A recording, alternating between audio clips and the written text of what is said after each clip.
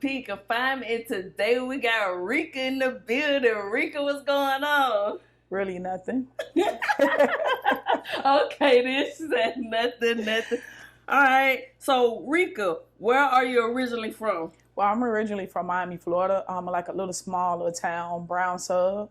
Because like I explained it before, it's different cities within Miami, so that's where I'm from. All right, so it's Miami, not Goose, Florida, Miami. No, not from Goose. I'm not from the bottom, like down south. I'm from that city, like that's what they call it. Okay, then she said she from that city. All right, so did you grow up in a two-parent household? I actually grew up with my mother, and then I had a stepfather or whatever. So you could say yeah, because my stepfather is still with my mom right now today, married. So yeah, that was my daddy practically growing up.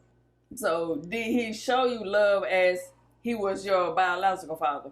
Of course, yes.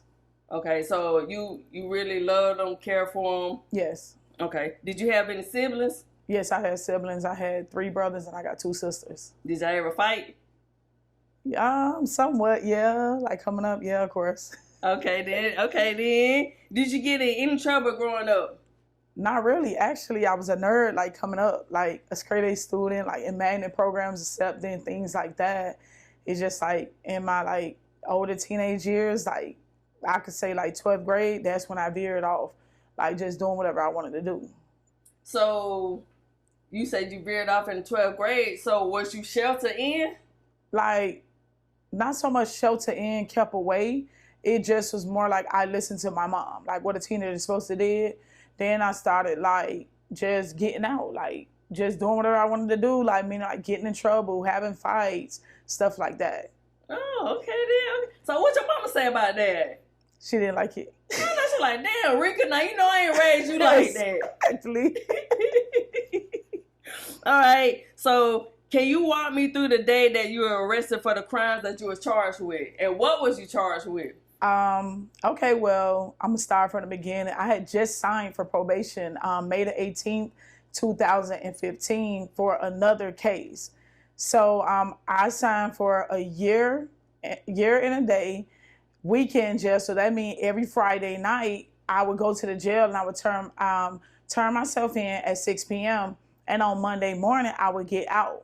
And I had 3 years probation with that. What? Hold on, cause I'm from GA and ain't nobody going in on a weekend and come back out Monday. So what would you charge with to get you a sweet deal like that? Actually, I was charged with attempted murder on a minor. What? Hold on now. Look, for my fans that watching this now, you a Pablo in these streets? How much you pay for this? How you get that? Not actually. It was more of like a fight with my daughters and so all this was charged and all this was codees. And the girl's teeth got knocked out, some ribs got broke. And so all this was charged. And since I didn't call 911 as a mother, I got charged with attempted murder with delinquency on a child. Oh. So that was part of like, my plea and everything. They dropped the attempted murder down to aggravated battery on a child and things like that. And that followed me forever now. Like, I can't get no jobs dealing with kids.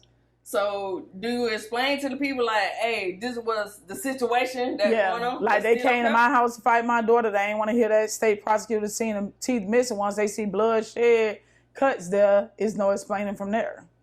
So, what would you say to a person that, I guess, went through the same situation, they had that on their record, and they just don't want to give you a chance and stuff like that? Like, what I tell people is now that I know that I went through so much with things like that, I know everybody don't like to be the police, but be smart now, like call the police, like to defend yourself. Because Florida have a law now out when I was going through like all my criminal proceeding, whoever called the police first, that's who they possibly believe is applicable for them to use at that time. So it's like, if I would have known that back then, I would have did that. And I probably would have never got charged.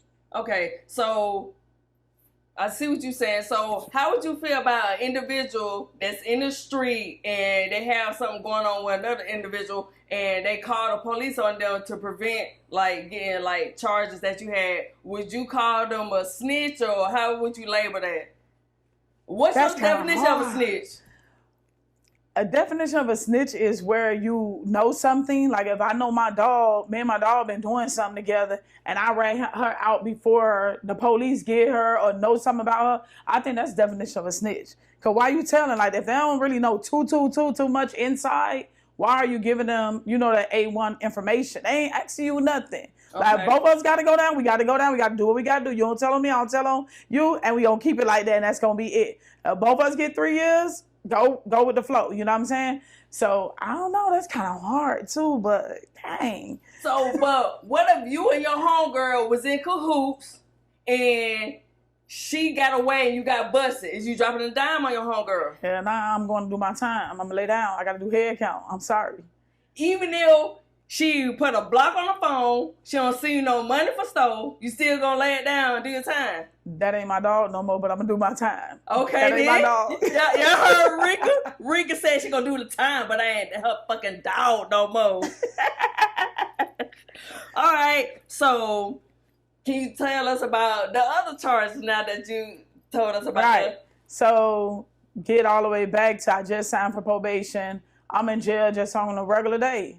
So 6 came, 7 came, a.m., 8 o'clock came. I'm in head count. Hold on. So when head count was over, I walked to the officer desk like, why is I'm still in head count? Why is you still in head count? Thompson, hold on. Give me like 10 minutes. Let me call downstairs, see what's going on. She called downstairs. She come back to the door. Thompson, you got to go back to bond hearing. I'm like, bond hearing for what? Yeah. She like, they ain't telling me nothing. You got to go and see. They take me down from bond hearing. The whole time I'm down there like, what the hell, whatever.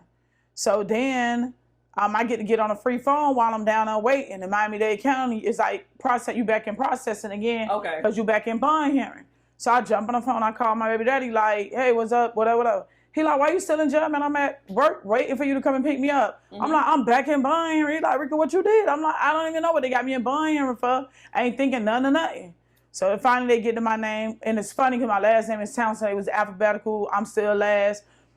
Get up there. Hi, Miss Rika Townsend. Introduce themselves. We got you charged here today as attempted. They said they got me as strong arm robbery, false imprisonment, and kidnapping. And I'm looking like, on who? Yeah. So they like on Antonio Townsend and Christina Wright. Antonio Townsend, that's my brother. They like, okay. They read the narrative and I'm like, that never happened like that. Hold on. Yeah. They're like, well, right now you can't discuss your case, whatever. Then a man started talking like, well, we're going to put it in the sense of a probation violation because that's what she in on this and that, reading all my charges that I just signed for in May. Mind you, we July the 25th. So it's like a month and some days. So I just took my paper and went sat back down. And then when I got back in the dorm, I called my baby daddy and told me like, man, what the F? And it all started from me taking my baby daddy girlfriend to go cash her income tax check. It was more than $300, but she owed me $300 for them living with me. And that's how I got slapped with the charges. She made it seem like I robbed her for the $300. No. Yeah. So she put the charges on you for the $300. Right. And I'm like, I got $4,000 in my pocket, so why would I have to steal from her? But mind you, the day before, that's when it happened. So my brother kept telling me to come back, but my brother smoked. So I'm like, what? Crack or coke, get high. We just want to know. Yeah, so okay. I guess he was coercing her to call 911 on me, and I guess it worked out for them in their favor. So they put a bolo out on me, not knowing I'm riding around in the city. Done went, got my hair, nails done, everything. Not knowing the police really looking for me. Mm-hmm. So I'm out in the opening, like regular living. And then when I came in jail, that's when the detective knew I had weekend jail. He came and dropped the A-form on me.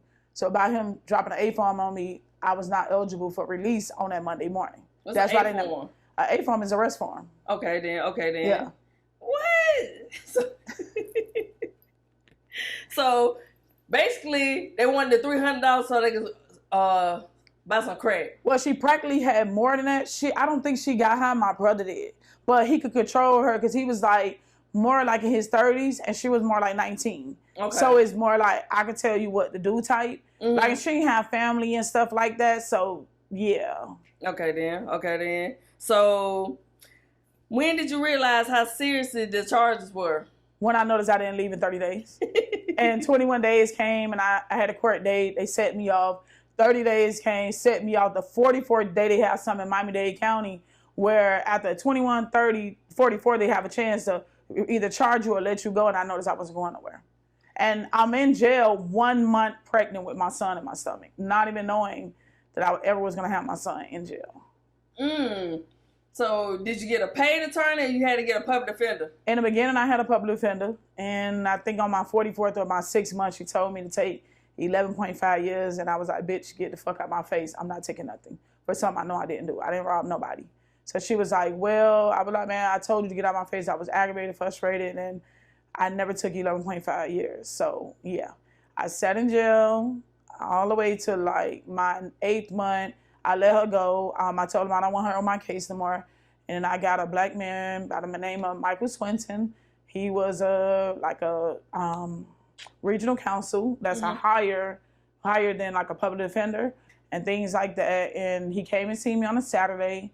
And he was like, I understand you're pregnant and things like that. I understand you want to go home to have your son who wouldn't want to do that.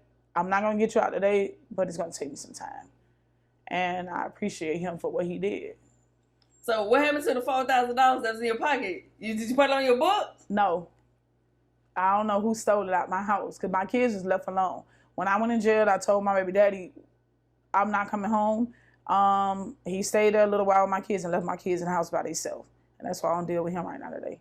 Okay. He hit it. At that particular time, he ain't trying to get you no lawyer? No. Did nobody try to get you no lawyer? Because I had to break the news to him that he was my codee. So they was coming for him too. Because he was in a car with me when I took her to go catch a check. So they charged him as well. So once I told him, you finna be my codee, he like, Rika, come on. I just did 10 years. I'm like, but it's not me. So once he found out, he just was more like uninterested to stay. So he left. And he went on the run. Okay. Did they eventually catch him? Of course. But it dragged me, though. I could have been out of jail if he ever would have came and turned himself in. Our case would have been gone, out, whatever. But it dragged us more to be in jail. Yeah. So how did the outcome was it? Bad. So like just being practically in jail, pregnant is not a good thing. I'm going to be honest. Like just in Miami-Dade County is crazy as hell. Like, you sleeping on a thin ass mattress probably like this wide. So that they get you, okay, you pregnant, get two. Okay, still don't matter. You still feeling the fucking still. The food was horrible, like things like that. I ain't gonna lie, like my kids was placed with like my sisters and outside people. It was bad for them. Like my sister turned my kids over to DCF. Like everything just went wrong. Like I lost my crib, my car. I had a Volvo truck. Like I was just like out of it. Like I didn't know where to start at because I wasn't used to like going to jail and things like that. Like some people was there for me, some people wasn't there for me. When I came home, a lot of people they didn't know I was even locked up because they know that was not my type of thing. Like that don't fit me. I did hair for 26 years. I was popular like that, but it's like people like, what happened to her? So now that I moved to North Carolina, fast forward to now, they was still question like, what happened to her? But then they say, oh, she moved out of town. Okay, she's okay now this time. She's not in jail and stuff. But I hate it because I had my son in jail and I didn't get to hold my son for 24 hours. So imagine just going to a window every visit, Tuesday and Thursday, seeing my son, came home, my son 11 months, but he don't know who I am. So he running from me. He going in the corner. I'm like, come on. He don't know me. So that was kind of hard, just working back, like getting my kids back in my custody. I lost my kids and all to this shit. Like, so I'm mad with my brother? Yeah, for life. I forgave him, but I can't forget. Especially, I told my son's 7 now. I had you in jail. He like, what? That's still hard. Like a lot of stuff, I still got to tell him the back end of that. Like, you know what I'm saying? He didn't know it was that bad. Like I changed my only son, Pampa. I got 5 daughters and 1 son. So why did your sister turn your kids over? Because it was more like a love-hate type of relationship with us. My sister is married to my baby daddy. Wait, hold the fuck up. Now you know goddamn it well, the folks are picking Confinement. What in the fuck is going on? So it's like a long story with that. I thank her for the time she was there for my kids. I could say that, thank you. But it's just like, at first it was a lie told to me. My kids stole $15 from my other daughter, which is my baby daddy's daughter. You get what I'm saying? You follow me? So I got a baby from this boy. Mm-hmm. He live in a house with my daughter, my sister, and her son. Mm-hmm. $15 got missing, and that's the reason why she called DCF, saying my kids were stealing from them. But then when the whole story came out, with finally, like when I came home and we talked and things like that among my kids, kind of found out they found the $15 later, but it was too late. My kids was already turned in to DCF. It sound like to me she wanted to turn them in anyway so she could shack up with the damn baby daddy. That been what's going on. So, am I mad about it? Yeah, because I lost a lot behind it. Like, you know, from my kids being abused in DCF custody to them abusing my kids, beating my kids up, and everything. My sister and them beating my kids up. Like, it's painful more because it's more mental health, like with my kids, like not knowing, hey, I could trust my auntie. Or, hey, I could trust, you know, to go over there. They didn't feel safe, you know? Yeah, so, and I hate that for them. I hate it for my kids. Let's see. What's the relationship with your kids now? My relationship with my kids have always been 100%. It's never was that, like, I was labeled as a bad parent because I went to jail. It was always like a more of a defense. Like, my mom always been there for us no matter what. You get what I'm saying? I got 6 kids from 6 different men. From the top of my kids, daddy done been to the feds all the way down to being dead.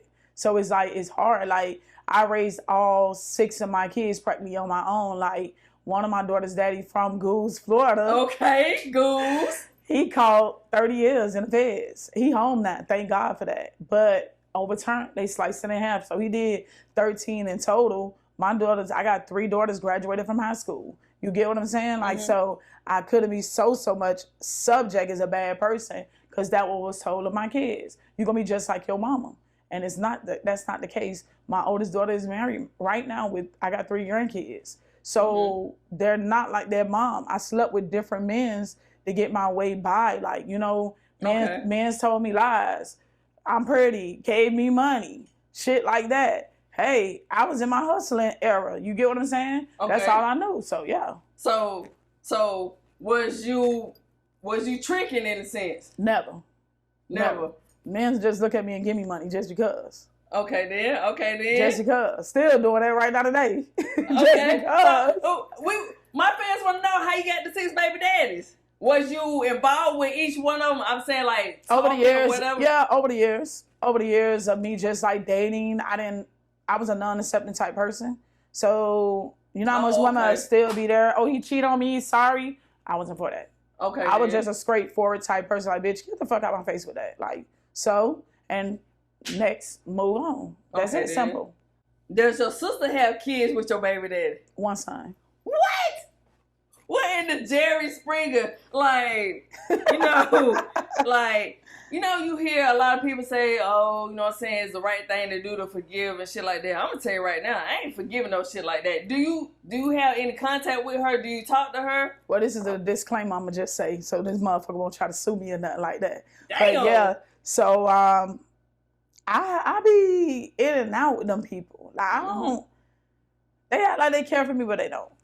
That's where I'm going to put it. You know what I'm saying? I could tell. They physique, everything about them. You know what I'm saying? And I hate the fact that people always be like, you look just like your sister. And I'm not going to lie, like, before all that had went on with them too, he did ask me to be back with him to raise my daughter, which is, my daughter now is 19 years old. And I just was not interested because I knew what type of man I was dealing with. So I was like, no. But he's a good father. I could say that. He was a supervisor with a company for like 20-something years. He still works for the company, I think, or probably do something similar. He still is a good father. My daughter is 19 years old. It's not, my daughter can't not ask him for. Okay. So who do you place blame for? Your sister or your baby daddy for the situation that caused? Both. Both? But that's just like, if I would have known, I'm not going to play with none of my homegirls, exes, nothing.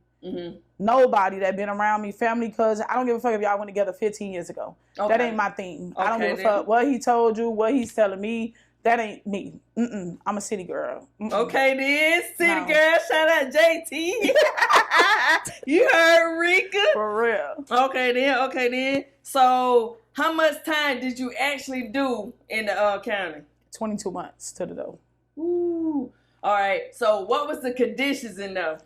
County jail is like regular. Like some people say, you know, you make it what it is. Like, you know, I'm an old head, so you know, I was chilling the whole time. Like, I wasn't with no bullshit in jail. Like, just chilling, being me.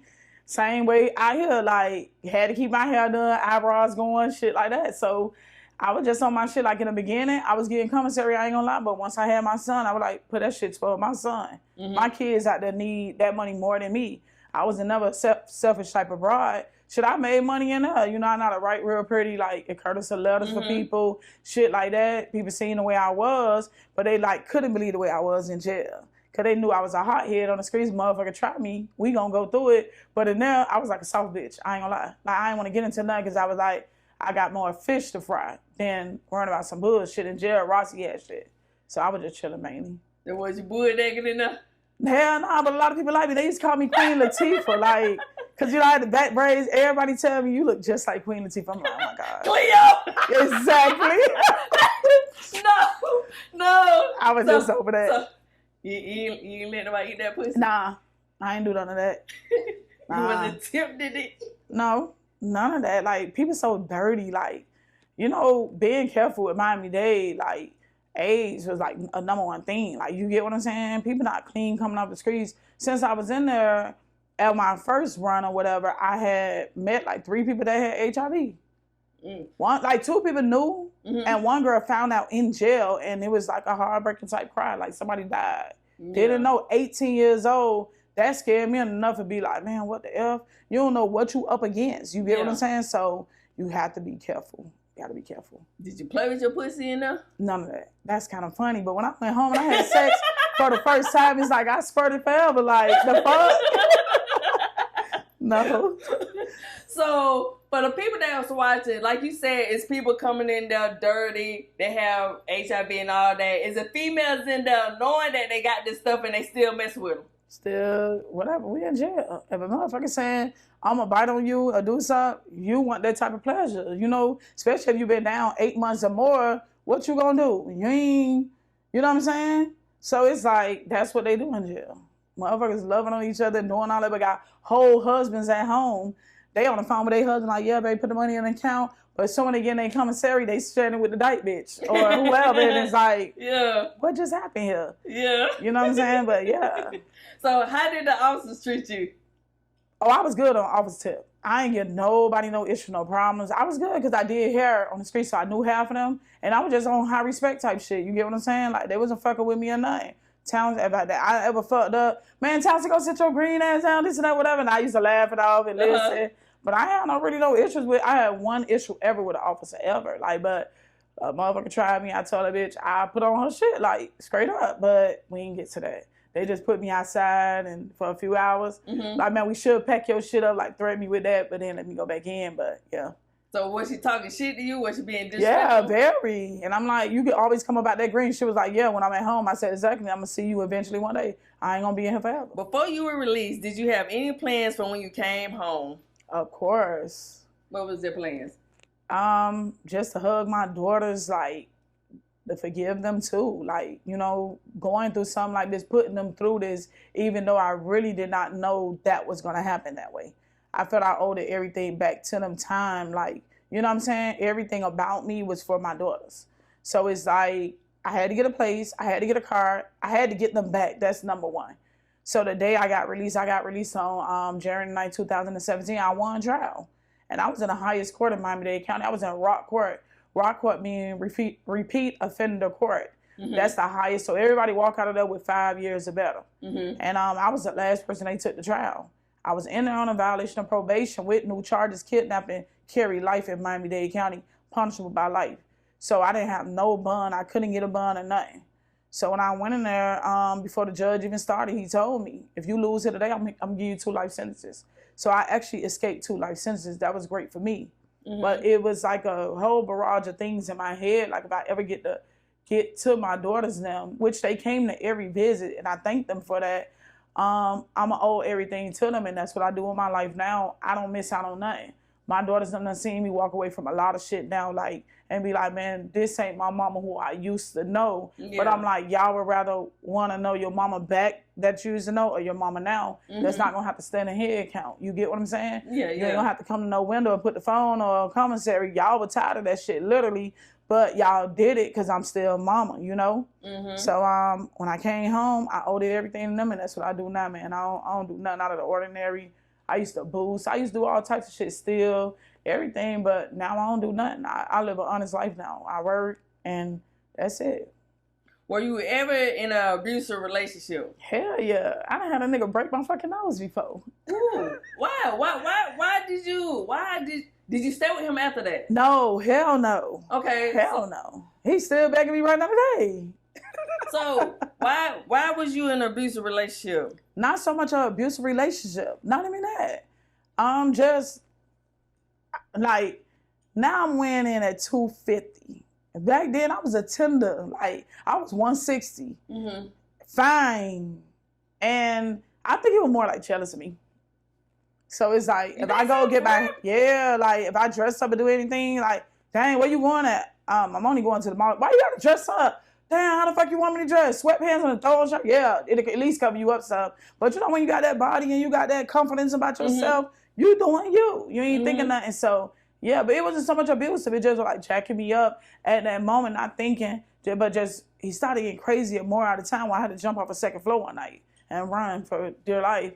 Like really, like he got guns and it was just crazy. Like, cause like, damn, my brother had to get involved, my daddy had to get involved, and I ain't want that type of scene because everybody who I be around on that. So I just like, let me just walk away. But I landed myself in jail being with him for 73 days. And when I was gone, he had the keys to my car, my house. He had his baby mama over my house, car. And then when I came home, that's when he broke my nose. Because I went and opened the door. So it's like a screen door. I'm at the screen door, but it's locked. It's a bar gate. He reached through it and hit me. And I didn't know my nose was broke.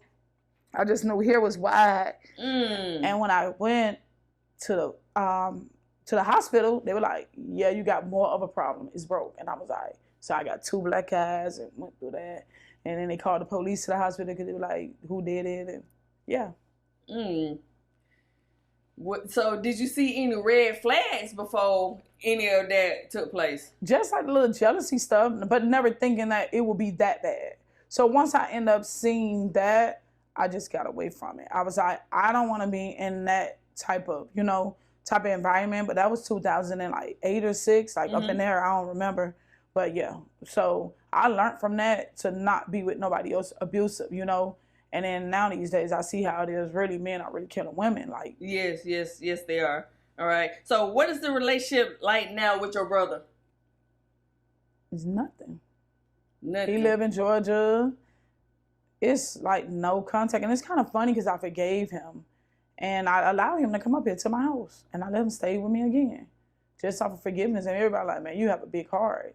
Like somebody who put me in jail, you went through all that. And I'm like, you know how sometimes you just can't turn your back? That's how I am. On family at that. Because we got the same mama, same daddy.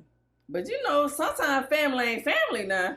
You're right. And to see him on my paperwork, signing with my name and my picture, circled my face, like, this is my sister, this who did it. That hurted me the most to walk back to my cell, like, after the interview with my attorney showing me that paperwork. I was crying, like hard down crying, like, what the fuck, do you know what this carry? Like, did you know that, how bad this shit is? I may never see outside. So when I did go to trial, the judge explained to me, I'm gonna give you life if you lose here today. And they went over the facts and stuff like that. I thank God still right now today, they wasn't in contact with the prosecutors. They didn't come to court because, of course, they out there running their life, smoking, doing them, and I'm happy for that. Okay. And my attorney was not up for it. He like, man, they never showed up for this. He put everything on the table. And the judge was like, what? Come to find out, after my first appearance, I was supposed to have been let go. My fake public defender never put it in. Come to find out, my brother girlfriend who had me in jail, she signed a non-prosecution form that they never presented. Oh, wow. So I sat in jail for 22 months. So I'm legally like going through something now with that, like, because I want to get paid for every day I was in jail off of a lot. Like, y'all never still got down to the bottom of it, right? Right now today, I'm still questioning about it. Because like I said, it's still my life. I lost a lot behind that shit. You know what I'm saying? So I want to be compensated for something I know I never did, and I kept my story the same. So when I wrote letters to the judge said it in front of open court, like, they never even did a PSI on me. That's a pre-sentence investigation.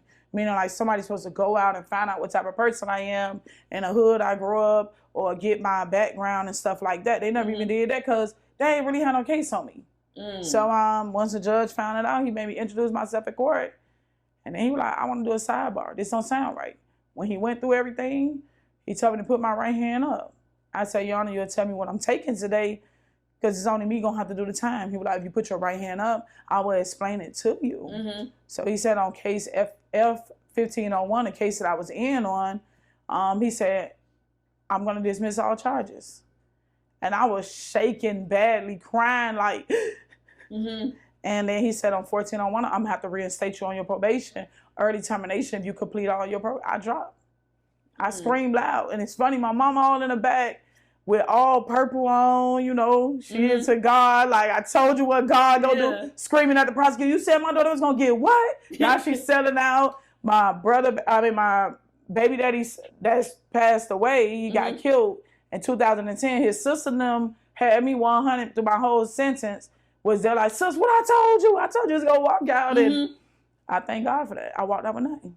Yeah. The prosecutor grabbed her bag and walked out with her red bottoms and her Louis Vuitton briefcase, and I was fine with it. Okay, then. That's what I'm talking about. So, even though you forgave your brother, did he ever apologize to you? That's the funny part.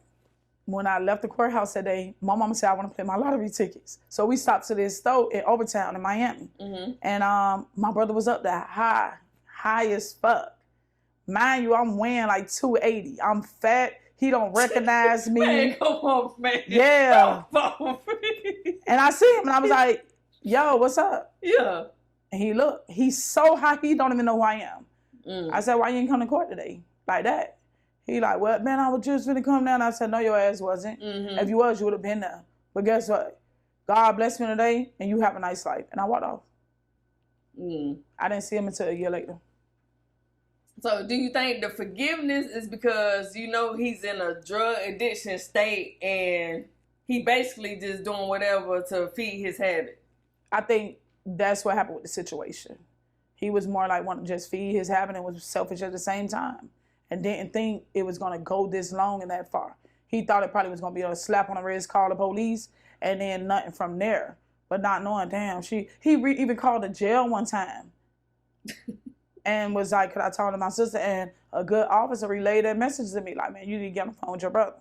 But when you do it, put your PIN number in because they can listen back to your recording. And you can tell your attorney, he told you to call him. Free game. And I did exactly what she told me to do. So now I got you on the recording. Man, how could I get you out of here, man? Sis, man, nah, this ain't right. That's all I needed. So everything played, you know, step by step. But it still don't replace the time. You know what I'm saying? Like the hurt, what my kids went through and things like that. Yeah. It don't replace that.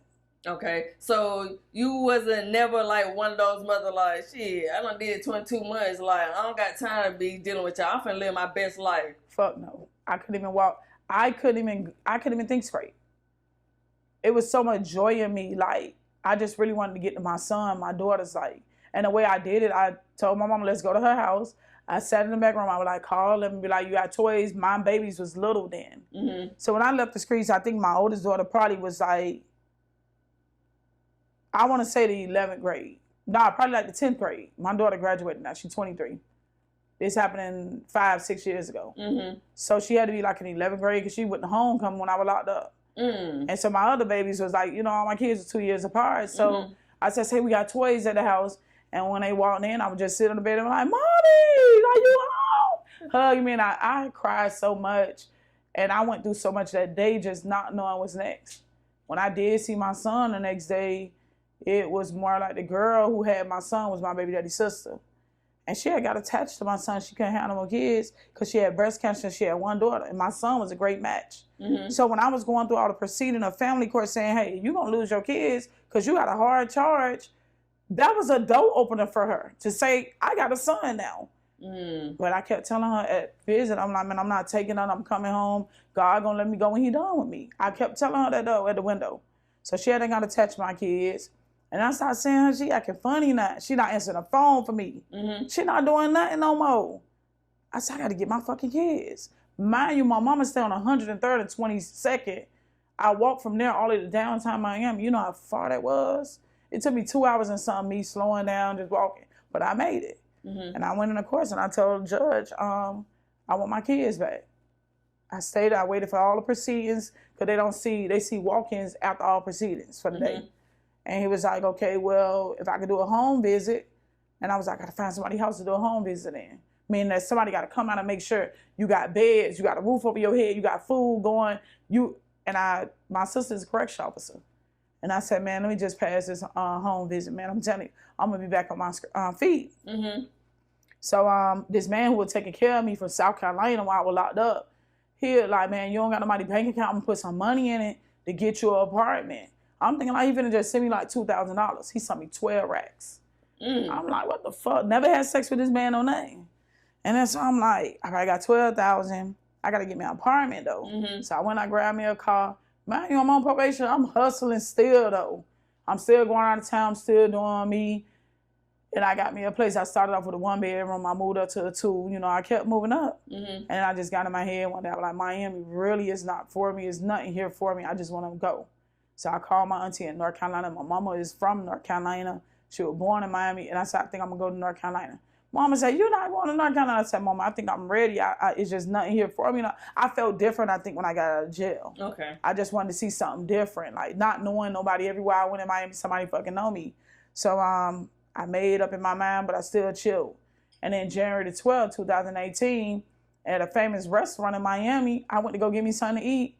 But I was meeting my baby daddy because we had a meeting at the school about my daughter being bad. So it was 1:30 in the evening. I ordered the food, sat back in the car, and I hear a gunshot. Boom. And I'm like, I know these motherfuckers not shooting. Before I could like even look around, boom, boom, boom, boom, my whole car getting hit. So I got hit 4 times in my back. I got shot 4 times in my back. Damn. So now I'm sitting there like, I'm hit. Mind you, I'm on the phone with my friend. She like, Rika, stop. And I'm like, dog, I swear to God, I'm hit. Call my mama. I'm hit, but I'm crying though. I'm like, I swear to God, I'm hit. She like, well, I'm like, I don't know. It's on my left side. I'm hit. So she got in contact with my mom. They took me away, and that's when I really said I'm leaving. So did they ever find out who did that, or was it just random? I guess it was just like a random shooting, they say. Like where I was at, I guess some boys probably was beefing. Like boys used to be at the store. Oh, okay. That's what they do in Miami. Like they hang around the stores. And it just was like a random shooting. Okay. How has recovery been from the shooting?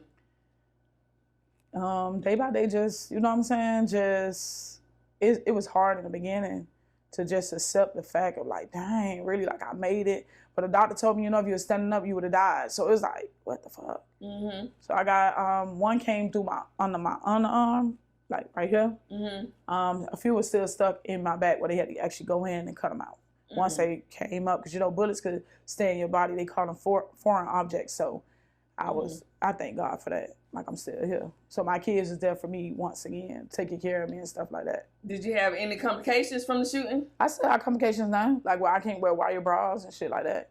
Like metal detectors and shit like that fuck with me. Like anything tight on my back, stuff like that. Yeah, I still feel like sharp little metal things. And when I do X-rays, you can see like the little stuff there. Oh man. Sorry to hear that. So what advice would you give to other young ladies going down the wrong path?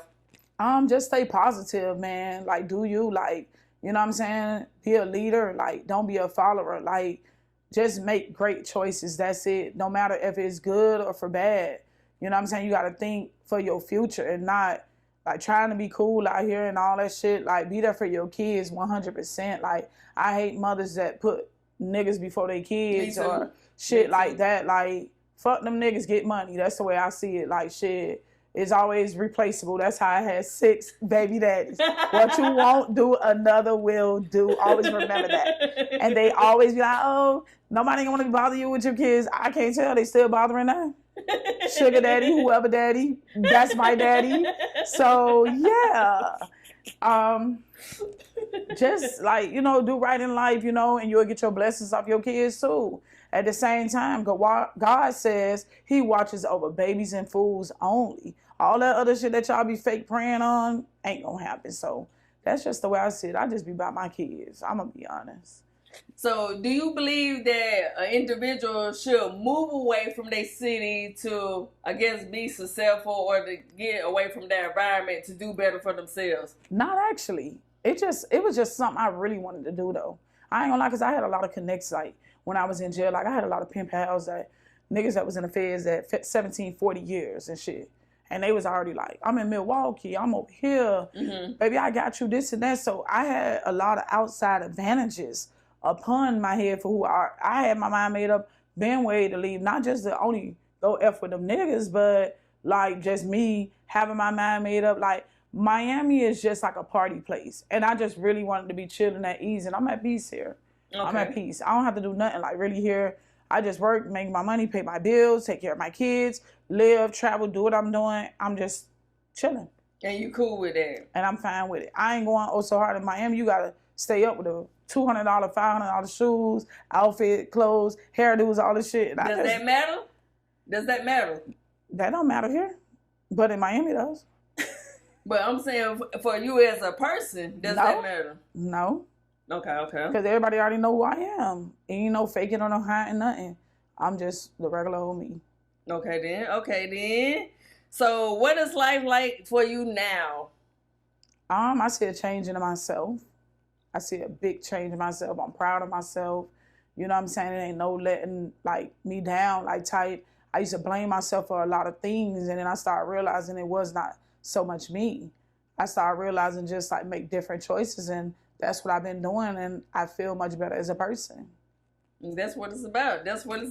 All right, Rika, do you got any social media for anybody that want to hit you up? Yeah, if y'all want to hit me up, I'm on Facebook as Rika Red, Reed, and first name Rika, Red, the last name. I'm on Instagram as the same thing, Rika6915. I think I'm on TikTok is the same thing, Rika6915.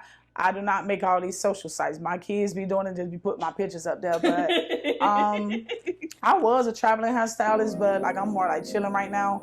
But just watch my social sites. Sometimes I do get on the road and go do hair and stuff like that. Okay then, and there you have it, another episode of Confinement.